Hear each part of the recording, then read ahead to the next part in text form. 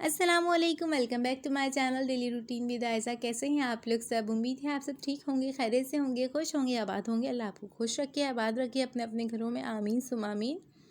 तो आज का व्लॉग हम स्टार्ट कर रहे हैं सहरी के बाद से।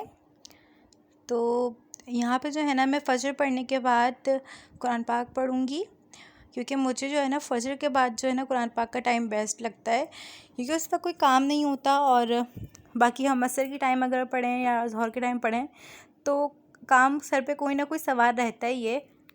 तो इसलिए मैं कोशिश करती हूँ कि मैं ज़्यादा से ज़्यादा जो है ना फ़जर के टाइम पे कुरान पाक पढ़ लूँ, ताकि मुझे जो है ना और टाइम पे अगर मैं पढ़ सकती हूँ तो पढ़ लूँ। और वरना तो मैं कामों में इतनी लग जाती हूँ, या अगर काम भी नहीं होते ना तो मुझे नींद बहुत आ रही होती है। रोज़े में ना बहुत ज़्यादा थकावट हो रही होती है, पता नहीं क्यों ऐसा है। और शादी से पहले भी मुझे बहुत नींद आती थी, मम्मा बहुत ज़्यादा डांटती थी इस बात पे। और अभी मैं जा रही हूँ मम्मा के यहाँ, और मैं क्यों जा रही हूँ मम्मा के यहाँ ये मैं आपको वहाँ जाके बताऊँगी। तब तक के लिए आपको वेट करना पड़ेगा और आगे तक जो है ना मेरा व्लॉग देखना पड़ेगा। और यहाँ पे जो है ना मैं बेकरी पे आ गई हूँ, जैसा कि आप लोग देख रहे होंगे। इसमें बताने वाली तो खैर कोई बात नहीं थी, पर फिर भी मैंने बता दिया। चलें, वैसे तो थी ये खैर मजाक की बात, और पता नहीं आपको हंसी आई होगी नहीं आई होगी। और यहाँ पे जो है ना बस हमारा हो गया था, केक वगैरह हमने जो है ना पैक करा लिया था। और उसके बाद जो है ना बस मैं घर जाऊंगी, और मेरे हस्बैंड ने कहा कि चलो हम गाड़ी में नहीं चलते, अगर हम गाड़ी में चलेंगे ना तो बहुत ज़्यादा लेट हो जाएंगे, क्योंकि ट्रैफिक बहुत होता है ना। अफ्तारी के बाद तो आप लोगों को पता है कितना ज़्यादा ट्रैफिक हो जाता है। इसकी वजह से जो है ना बहुत मसला हो जाता है, आने में गाड़ी वगैरह निकलने में मुश्किल हो जाती है। तो बस अभी हम जा रहे हैं मम्मा के यहाँ। जन्म जन्म हो तू ही मेरे पास माँ, जन्म जन्म हो तू ही ज़मीं आसमां। ये है खबर दिल में कहीं रब रहता है, मगर मेरे दिल में रहती भोली वाली मेरी माँ। तो जैसा कि आप लोगों को पता चल ही गया होगा कि मैं क्यों गई थी मम्मा के यहाँ केक लेके। जी हाँ, तो मदर्स डे का केक लेके गई थी मैं मम्मा के यहाँ, और काफ़ी वो खुश हो गई थी देखने के बाद। और मैं ज़्यादा देर नहीं बैठ पाई, क्योंकि फिर घर भी आना था, और घर पे आके भी बहुत सारे काम थे। तो मैं आने के बाद ही जो है ना फ़ौरन छत पे आ गई थी अपने हस्बैंड के साथ। और जब भी जो है ना हम लोग आते हैं तो थोड़ी देर बैठ के ही जाते हैं छत पे। तो मैं अपने हस्बैंड से यही कह रही थी कि आप सिर्फ बाजरा डाला करें, और जो है ना चने की दाल वगैरह नहीं डाला करें, क्योंकि जो है ना कोई खा ही नहीं रहा, मतलब कि कोई चिड़िया वगैरह आके खा के ही नहीं जा रही। और बस ये मैं इनसे कह रही थी। और अभी जो है ना मैं आपको दिखाऊंगी कि लॉकडाउन की वजह से कितना जो है ना सब कुछ सूना सूना हो रहा है, और हमारी गली बिल्कुल ऐसी हो रही है जैसे सन्नाटा कोई है ही नहीं, इस तरह हो रही है।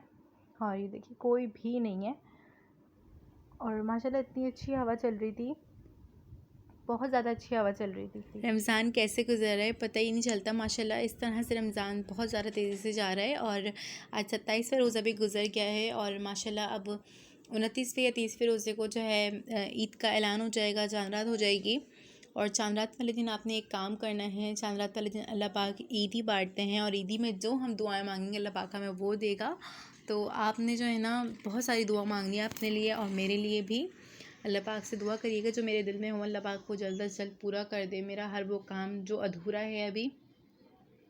और सबसे पहले आपने फ़लस्तीनी भाइयों के लिए दुआ मांगनी है कि अल्लाह पाक उनकी मुश्किलें आसान फरमाए, और अल्लाह पाक उनकी गैब से मदद फरमाए, क्योंकि आपकी आमीन। और वैसे भी मुसलमान के लिए दुआ जो है ना हथियार है, और हम किसी के लिए भी दुआ मांगेंगे ना सबसे पहले अल्लाह पाक वो हमारे लिए भी दुआ कबूल करेगा। और अगर हम किसी की मदद के लिए भी दुआ मांगते हैं ना तो सबसे पहले अल्लाह पाक हमारी मदद करेगा, उसके बाद उनकी मदद करेगा। तो इसलिए आप लोगों को जो है ना लाजमी दुआ मांगनी है अपने मुसलमान भाइयों के लिए। और घर के काम है माशाल्लाह ख़त्म नहीं होते। अभी आप देख रहे होंगे आज जो है ना मैंने किचन की डीप क्लीनिंग करी थी। वैसे तो मैं करती रहती हूँ हफ्ते में एक बार, क्योंकि अगर मैं ना करूँ ना तो मुझे ऐसा लगता है बहुत ज़्यादा जो है ना ज़ाहिर है अगर ज़्यादा होगा तो वो भी मुझे करना है, तो मैं इसलिए जो है ना जल्दी जल्दी करती रहती हूँ, जिसकी वजह से जो है ना काम ज़्यादा नहीं बढ़ता। पर यह है कि एक हफ़्ते में भी अगर करती हूँ ना तो मेरा काफ़ी ज़्यादा जो है ना काम हो जाता है। और अभी जो है आटा वगैरह मैंने डालने के बाद दोबारा जो है स्लिप साफ़ करी है। स्लिप को मैं जो है ना डिटर्जेंट वगैरह से जो धो लेती हूँ अगर जो है। वैसे तो अभी आप लोगों को पता है कि रमज़ान है, और रमज़ान में ऑयल वगैरह का कितना काम होता है, तो इसलिए थोड़ा थोड़ा सा अगर मुझे ऑयल भी नज़र आता है ना तो मैं उसको भी अच्छे से जो है ना साफ़ कर देती हूँ, रगड़ देती हूँ। और बस आटा भी मैंने सहरी के लिए भी गूंद लिया है और साथ साथ सारा काम करती जा रही हूँ मैं। और ये तो मस्ट है कि बस क्लीनिंग करने के बाद मुझे किचन की मुझे लाजमी स्प्रे करना होता है, क्योंकि मेरी आदत है ये और मैं करती हूँ।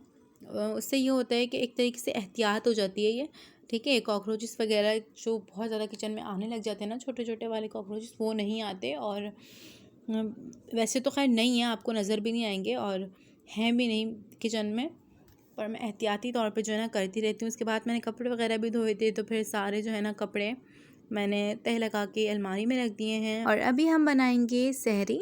सहरी में हम बना रहे हैं रोटियां और मज़ेदार सा ऑमलेट, बिल्कुल नए तरीके से।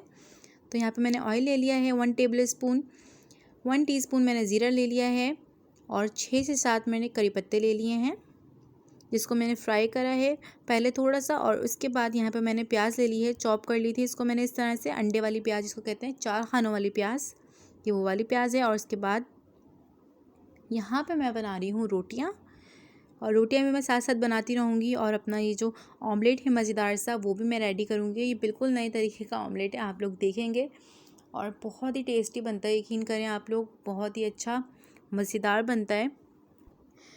और सहरी में जो है ना एक अलग ही मज़ा आता है, मुझे पता नहीं क्यों कि मुझे अफ्तारी से भी ज़्यादा ना मुझे सहरी में मज़ा आ रहा होता है। मुझे अफ्तारी बनाने से भी ज़्यादा जो है ना सहरी बनाने में मज़ा आता है। और ऐसा क्यों ये मुझे नहीं पता, पर अल्लाह पाक ऐसे हज़ारों रमज़ान हमें दिखाए, और ये रौनकें हैं वाकई रमज़ान की, वरना इस टाइम पे कोई भी खाना नहीं बनाता। और कोई बना भी रहा हो तो नहीं यार, कहीं खटपट ना हो, कहीं आवाज़ ना जाए, बुरी बात है, किसी की नींद डिस्टर्ब होगी। पर इस तरह से रमज़ान में तो होता ही नहीं है ना। और जब हम छोटे थे ना, तो हमें ऐसा होता था कि बस रमज़ान जल्दी से गुजरे और ईद आ जाए।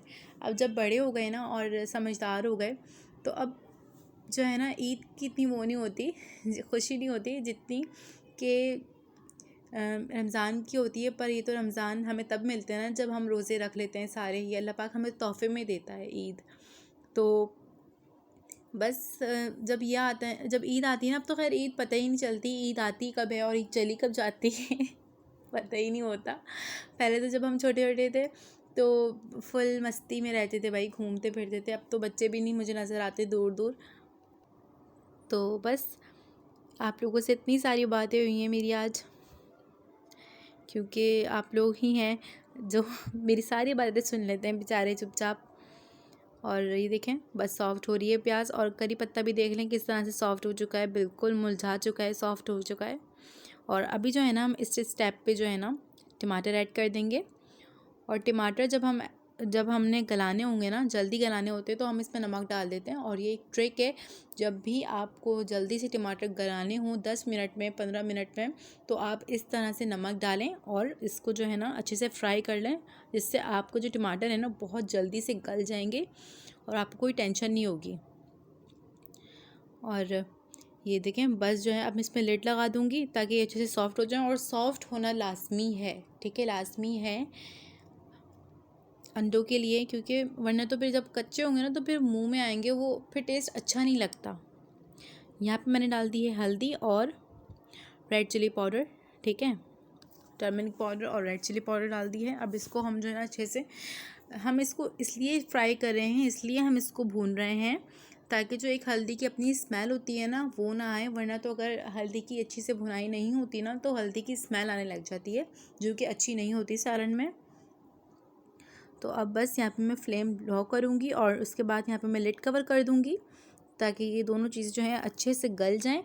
अपने साथ साथ रोटियाँ भी बनाती जाऊँगी। और आप लोग बताइएगा मुझे कि आप लोगों को आज का मेरा व्लॉग कैसा लगा, आप लोगों ने क्या क्या नोटिस किया व्लॉग में, और आप लोगों को क्या बात अच्छी लगी, सब कुछ कमेंट सेक्शन में बताइएगा, ठीक है। अगर वीडियो अच्छी लगी हो तो प्लीज़ लाइक कर दीजिएगा, चैनल को सब्सक्राइब कर दीजिएगा प्लीज़, और बेल आइकन का बटन भी लाजमी प्रेस कर दिया करें ताकि मेरे व्लॉग्स आप लोगों को टाइम पे मिलते रहें।